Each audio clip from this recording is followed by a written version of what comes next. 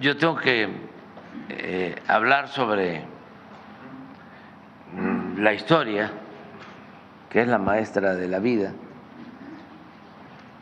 y es lo que nos ayuda a entender mejor el presente, porque no hay texto sin contexto y tampoco se puede saber sobre la realidad de hoy sin conocer el pasado, de dónde venimos. Siempre hay que contextualizar para entender mejor las cosas.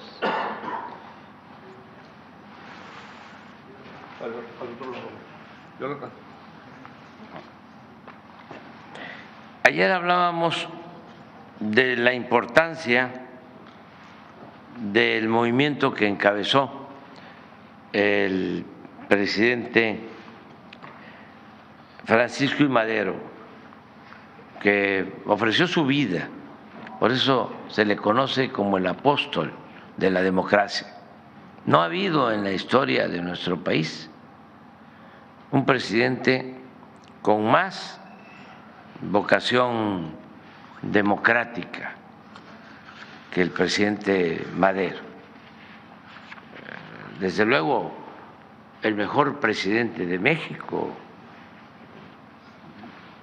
para mi forma de ver las cosas ha sido el presidente Benito Juárez, el mejor presidente de nuestro país.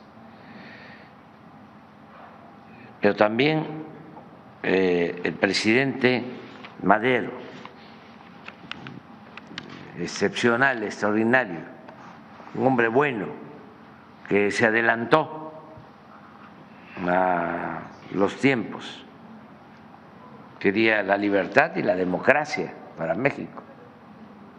Luego de décadas de imposiciones, de dictadura, solo Porfirio Díaz, al que enfrentó, había permanecido en el poder 34 años. Y antes de Porfirio Díaz, Antonio López de Santana había sido 11 veces presidente de México. Casi todo el siglo XIX fue país de dos hombres, Santana y Porfirio Díaz. Y luego surge esta figura excepcional que es el presidente Madero, que busca hacer realidad el lema del sufragio efectivo, voto efectivo, que efectivamente el pueblo elija a sus autoridades, y la no reelección. Esa es la bandera de Madero. ¿Por qué no puede convertir en realidad su ideal democrático? Primero, porque era muy difícil desmontar ese régimen autoritario de tanto tiempo, toda esa estructura de dominación, esa manera de pensar también.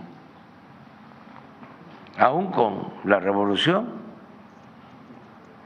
siguieron existiendo los intereses creados, los grupos que se oponían a que se liberara a los peones acasillados, a que se tratara mejor a los obreros, a los mineros, con salarios justos. Habían jornadas en el Porfiriato de 16 horas diarias, sueldos realmente muy lamentables, no alcanzaba para nada, el obrero tenía que vivir endeudado, las tiendas de raya, no había libertad, no había democracia. Entonces, cambiar eso no era un asunto fácil. Solo podía haberlo logrado y desde entonces hubiésemos tenido democracia en nuestro país si se hubiese aliado con Zapata, que luchaba en el sur para que se respetara el derecho de los campesinos a la tierra.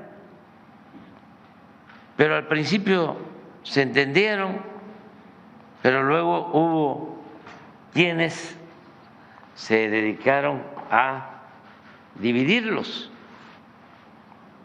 al grado de que hubo un rompimiento lamentable, porque Madero hubiese convertido su ideal democrático en realidad si se hubiese apoyado en los campesinos. Y así como enarboló la bandera de la libertad y de la democracia, hubiese enarbolado también, junto con los zapatistas, la bandera de la entrega de la tierra a sus verdaderos dueños, a los campesinos. Pero no hubo ese acuerdo y se quedó sin base social y se quedó como en el aire, indefenso, y los integrantes del antiguo régimen, un embajador cuyo nombre es preferible olvidar, del peor embajador que ha habido de Estados Unidos en México, y los oligarcas porfiristas de entonces, la prensa completamente vendida, alquilada a los potentados. Todo eso y la falta de apoyo pues llevó a que los militares dieran un golpe de Estado y asesinaran a este hombre bueno, al presidente y al vicepresidente de México. Tardó 13, 14 meses de presidente, muy poco, pero nos dejó una gran enseñanza. Y hablé de Madero ayer y ahora estoy de nuevo hablando de Madero porque me corresponde tratar el tema de la vida de Emiliano Zapata y hay una relación estrecha. Acabo de decir que si se hubiese dado esa alianza, otra situación hubiese sucedido, otra fuese la historia. Empiezo diciendo que, a diferencia de Madero, la vida de Emiliano Zapata está más vinculada a la tierra y a las enseñanzas que se obtienen en los antiguos pueblos de México, porque Madero, y eso también es una cuestión excepcional, decidió enfrentar a la dictadura porfirista aún siendo de clase acomodada, hacendado. Es un ser excepcional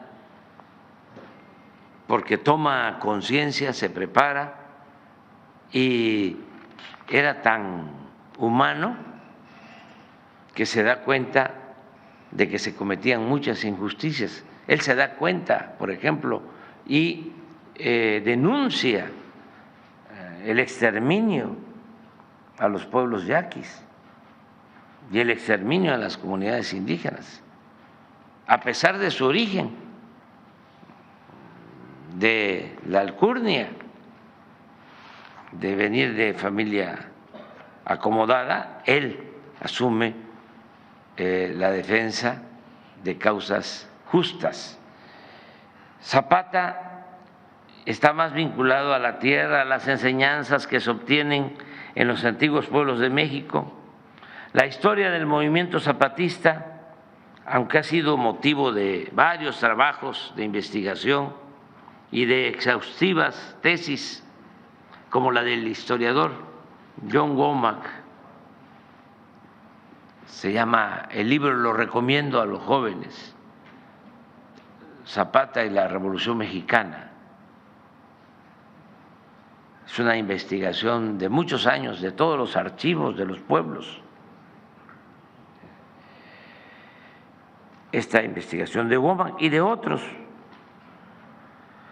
Pero toda esta historia podría resumirse solo contando lo sucedido en Anenecuilco, el pueblo natal de Zapata, un pueblo que también el 10 de abril, por ejemplo, que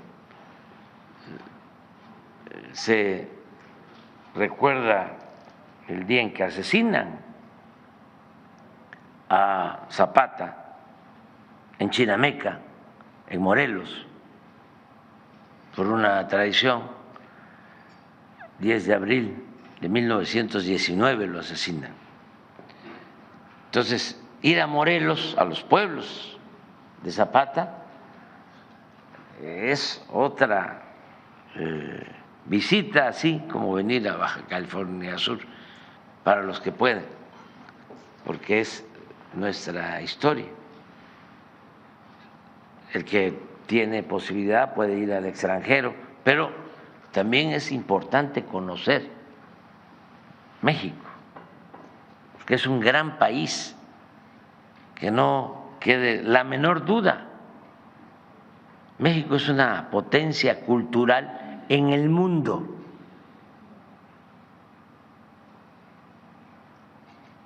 Casi es válido el dicho de que como México no hay dos. Esto para sentirnos muy orgullosos de lo que somos. Bueno,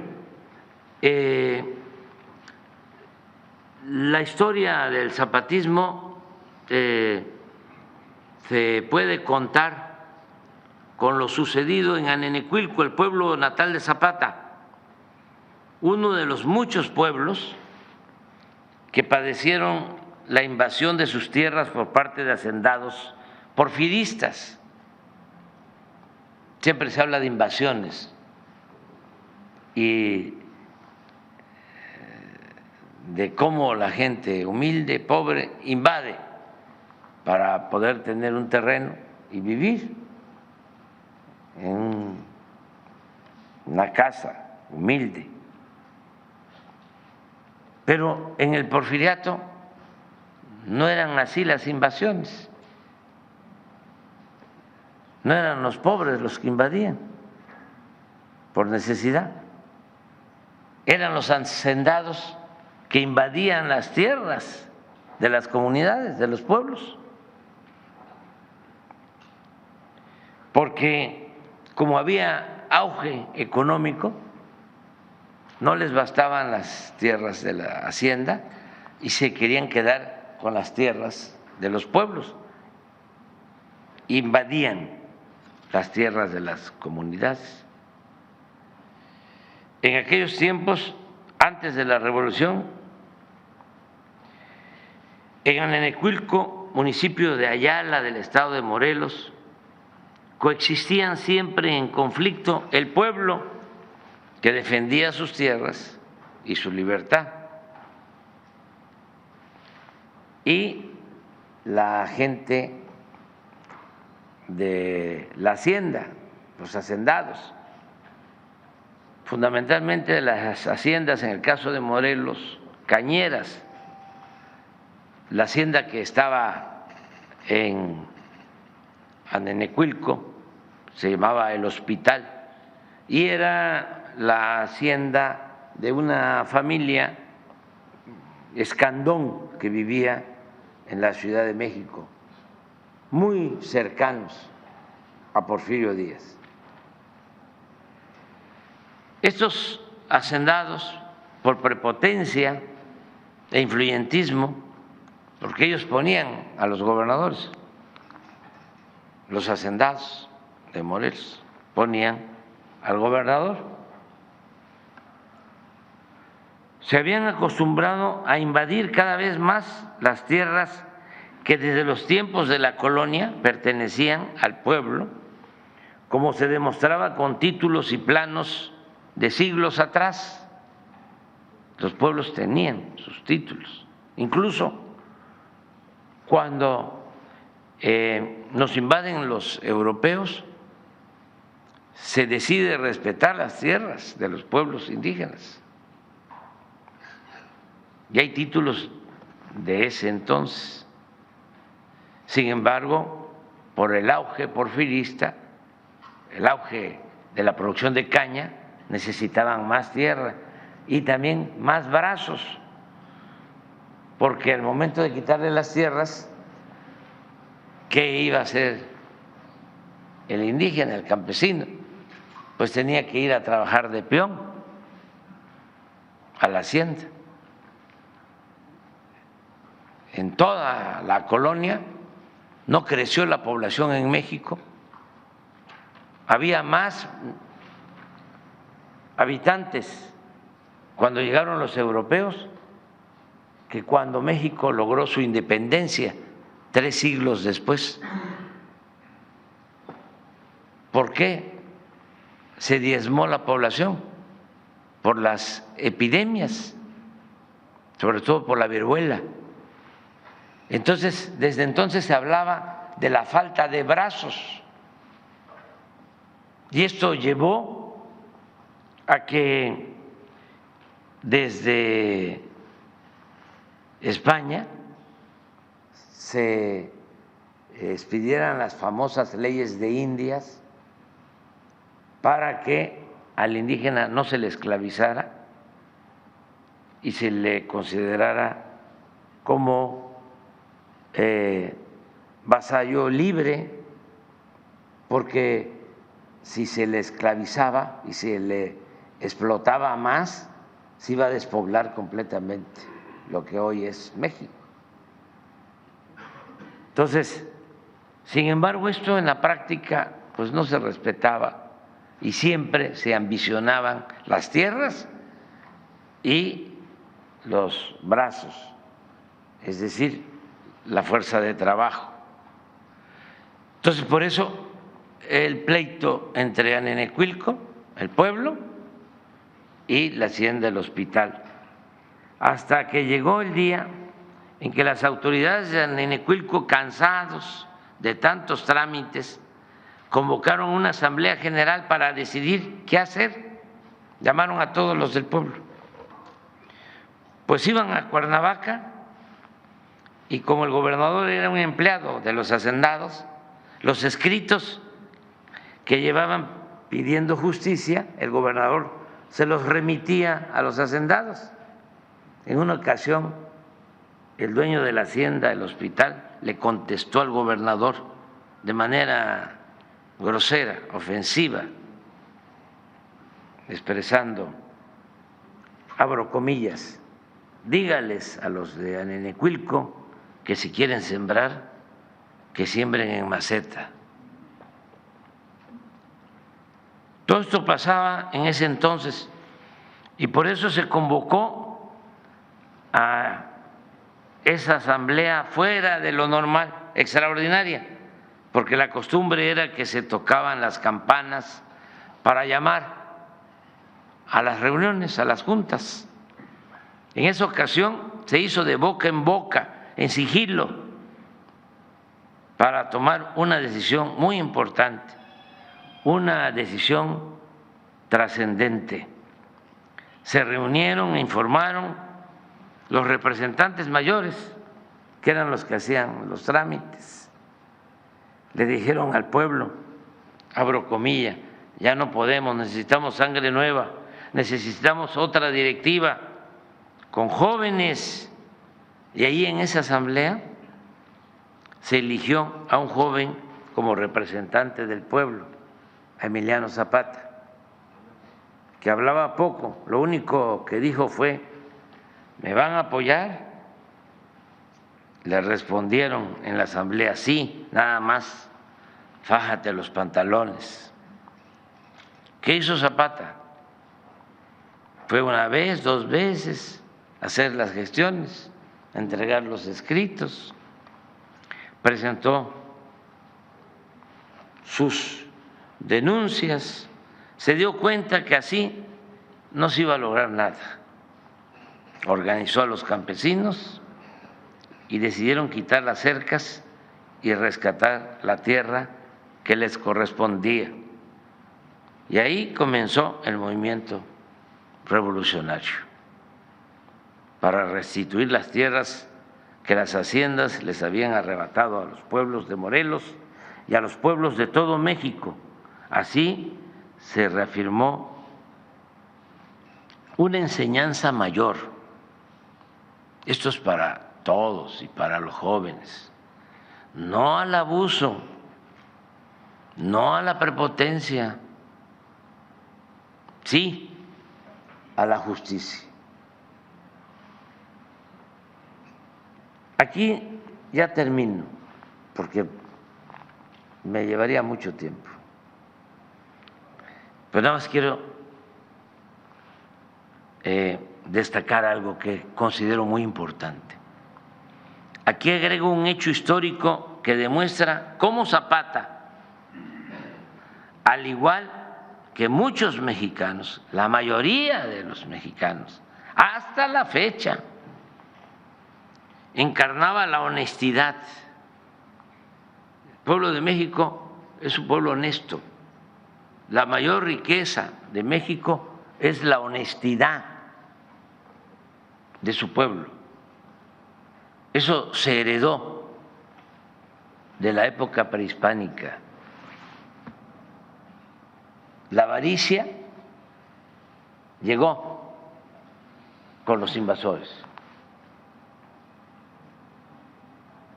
La honestidad se practicaba, es parte de nuestra idiosincrasia. Se practicaba de tiempo atrás en nuestro país, se sigue practicando. Resulta, y esa es la anécdota, que al inicio de la revolución, Zapata y Madero no solo fueron aliados, sino buenos amigos. Y algo que, como ya dije, se arruinó relativamente pronto por la insidia, la mala fe y los intereses de políticos y militares del antiguo régimen, quienes terminaron por imponer su máxima de que Madero, decían los que no estaban de acuerdo con la unidad de Madero y de Zapata, decían: Madero no debía parlamentar con bandidos. Y ellos consideraban a Zapata un bandido. Y terminaron logrando esa separación, muy lamentable, porque ya lo dije, lo repito, dejaron a Madero sin base social y en los brazos de los militares golpistas del régimen de Porfirio Díaz, que le quitaron la vida. Por eso, la enseñanza mayor en esta historia es no separarse nunca del pueblo, cuando uno quiere transformar, hay que apoyarse en el pueblo, no divorciarse del pueblo, siempre con el pueblo. El pueblo es leal, el pueblo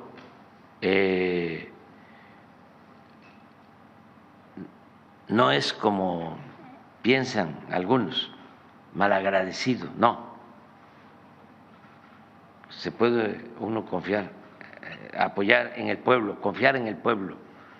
A mí me han sacado a flote siempre los de abajo, siempre ha sido el pueblo. Los de arriba me han querido destruir políticamente y quien me ha sacado siempre a flote ha sido el pueblo, en toda mi historia pública, política. Pero la anécdota trata de cómo el 8 de junio de 1911, al día siguiente de su entrada triunfal a la Ciudad de México, Madero invitó a su casa a Zapata. Lo escuchó y de manera espontánea, no sin ofenderlo, sino pensando que de esa manera le agradecía, le ofrece gestionar que se le dé un rancho a Madero en premio a sus afanes en favor del triunfo, por los servicios que había prestado a la revolución. Pero Zapata le explica con sencillez, tampoco con prepotencia, sino entendiendo de que era un planteamiento de buena fe. Le dice Zapata con sencillez que él no entró a la revolución para hacerse hacendado.